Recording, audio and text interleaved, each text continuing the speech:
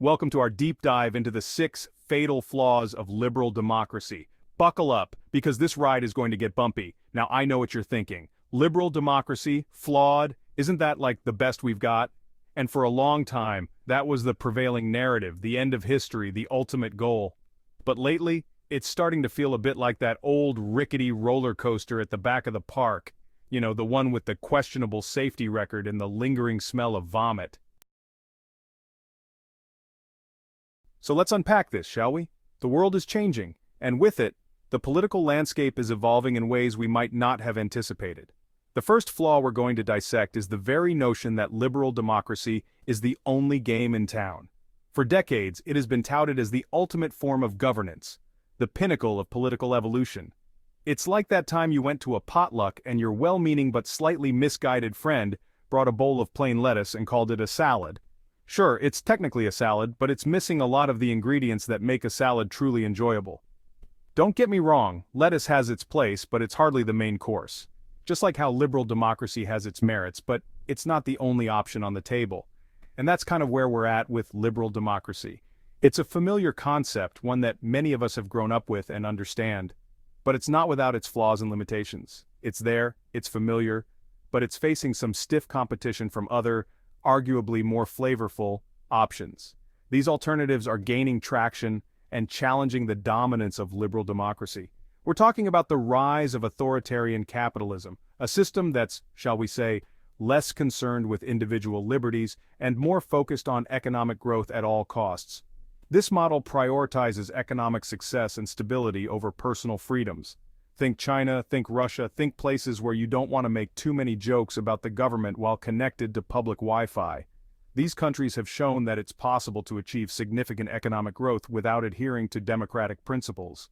And then there are the hybrid regimes, the ones that like to play both sides, dabbling in democratic institutions while clinging to authoritarian tendencies. They present a facade of democracy while maintaining tight control over their citizens. It's like they ordered the salad, but then snuck a side of greasy fries under the table. They want the best of both worlds, enjoying the benefits of democracy without fully committing to its principles. These regimes are becoming increasingly adept at playing the game, exploiting the benefits of both systems while answering to, well, pretty much no one. They navigate the political landscape with a level of cunning that allows them to maintain power and control. The point is, liberal democracy isn't the only dish on the menu anymore. There are other models out there that are proving to be just as, if not more, effective in certain contexts. And as these alternative models gain traction, the supposed universality of democratic principles starts to look a bit, well, optimistic, wouldn't you say? The world is a complex place, and one size doesn't necessarily fit all when it comes to governance. So, as we move forward, it's crucial to keep an open mind and recognize that there are multiple ways to achieve stability, prosperity, and governance. The future might just surprise us. Next up, we're tackling the elephant in the room, or perhaps more accurately, the endless war in the desert, jungle, or, let's face it, any country the US has deemed in need of a little democracy injection. These interventions, often justified under the banner of spreading freedom and democracy, have become a hallmark of US foreign policy. Here's the thing. Trying to export democracy by force is a bit like trying to teach a cat to play the piano. It's an endeavor that sounds noble in theory but is fraught with practical challenges and unintended consequences. It's messy, it's frustrating, and it usually ends with someone getting scratched. The reality on the ground is often far more complex than policymakers anticipate, leading to prolonged engagements and escalating violence. The US has spent decades, trillions of dollars, and countless lives trying to make democracy bloom in places where, frankly, the soil might not be all that fertile. These efforts have spanned multiple administrations, each inheriting the challenges and costs of their predecessors. And what do we have to show for it? Protracted conflicts, strained alliances, and a whole lot of resentment. The local populations often view these interventions with suspicion or outright hostility, further complicating the mission. It's like going to the grocery store for a gallon of milk and coming back with a lifetime supply of mayonnaise. You set out with a clear goal, but the outcome is far from what you intended. You didn't really want it, you're not sure what to do with it, and now your fridge smells vaguely of disappointment. This metaphor captures the unintended consequences and the sense of futility that often accompanies these military interventions. These endless wars aren't just morally questionable, they're also fiscally irresponsible. The financial burden of these conflicts is staggering, diverting resources from other critical areas. It's like trying to put out a fire with $100 bills. Sure, it might work, but at what cost? The opportunity cost of these expenditures is immense, affecting the nation's ability to invest in its future. The money poured into these conflicts could be used to address pressing domestic issues, like healthcare, education, or maybe even fixing that pothole that's been slowly devouring your car tire for the past 6 months. Imagine the impact if even a fraction of the military budget was redirected towards improving the quality of life for citizens at home. Investing in community projects, renewable energy, and infrastructure could create jobs, boost the economy, and enhance national security in a more sustainable way. It's time to rethink our priorities and consider the long-term benefits of peace and stability over the short-term gains of military intervention. Let's talk about those awkward family reunions where you're stuck at the kids' table with your weird cousin who collects toenail clippings. That's kind of what it's like for liberal democracies trying to play nice with major powers like Russia and China. You see, trying to impose a liberal order globally is a bit like trying to fit a square peg into a round hole. It's an exercise in frustration, resentment, and the occasional splintered piece of wood. Russia, with its penchant for strongman leadership and expansionist tendencies, isn't exactly keen on embracing Western ideals. And China, well, they're kind of writing their own rulebook, one that involves a lot less individual liberty and a lot more state control. So you've got these major players who are, at best, skeptical of the liberal democratic model and, at worst, actively trying to undermine it. It's like trying to have a rational conversation with a flock of angry seagulls.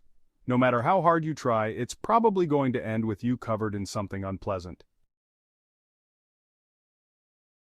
Now let's talk about identity, shall we? It's a topic that often stirs up a lot of emotions and opinions, because when it comes to liberal democracy and nationalism, things can get a little complicated.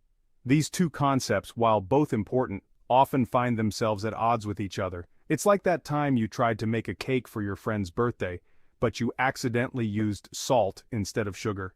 You had all the right intentions, but the execution was a bit off. It looks like a cake, it smells vaguely like a cake, but something is definitely off. The end result is not what you expected, and it leaves a bad taste in your mouth. You see, liberal democracy, with its emphasis on individual rights and global citizenship, can sometimes clash with the more, shall we say, fervent expressions of national identity. It's a balancing act that isn't always easy to manage. It's like trying to herd cats. You might have some general goals in mind, but good luck getting everyone to move in the same direction. The chaos can be overwhelming, and achieving harmony seems nearly impossible. Nationalism, for better or worse, is a powerful force. It can unite people under a common banner, but it can also create divisions and conflicts. It's about shared history, culture, and values. These are the things that give people a sense of belonging and identity, and they are deeply ingrained in our societies, and when people feel like those things are under threat, they tend to, well, get a bit defensive.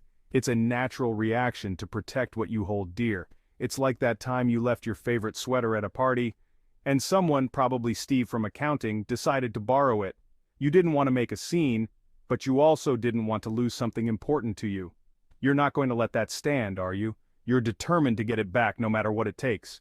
You're going to want that sweater back, even if it means confronting Steve in the break room and demanding its safe return.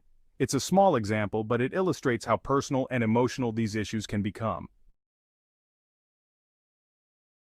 Let's talk about globalization, shall we? That wonderful, messy, complicated phenomenon that's brought us cheaper sneakers, exotic fruits, and the ability to have a panic attack about the state of the world in real time, thanks to the wonders of social media. Now, globalization, fueled by those liberal economic policies we all know and love, has done some undeniably good things. It's lifted millions out of poverty, spurred innovation, and made it possible to get a decent cup of coffee in places where, frankly, you wouldn't expect it. But like that extra-large bag of chips you buy at the gas station, globalization can be a bit much if you overindulge. It's led to income inequality, job losses, and a whole lot of people feeling like they're stuck on a never-ending economic rollercoaster ride. And when people feel economically insecure, they tend to get a bit, shall we say, cranky. It's like that time your internet went out right in the middle of your favorite show's season finale. You're not going to be happy, are you? You're going to be on the phone with your internet provider, demanding answers, threatening to switch services, and generally making a nuisance of yourself. Remember that time you tried to teach your dog a new trick, but instead of learning to shake his paw, he just stared at you blankly and then ate your slippers? That's kind of what happened with China and the whole liberal world order thing. The idea was simple, really. Integrate China into the global economy, expose them to democratic ideals, and watch as they inevitably embrace freedom and liberty. It seemed like a solid plan, a win-win for everyone involved, except, well, it didn't quite work out that way, did it? Instead of democratizing, China took a big bite out of the global economy, using its newfound wealth and influence to challenge U.S. dominance and promote an alternative model of governance. One that's a bit less about individual rights and a bit more about, shall we say, centralized control. It's like inviting someone over for a friendly game of Monopoly only to realize halfway through that they've been secretly hoarding hotels and using a loaded dice. You're not playing the same game anymore, are you? And you're probably going to lose. As we can see, the seeds of liberal democracy's destruction are already sown. The question is, what will grow from them? Will it be a new, more equitable form of global governance?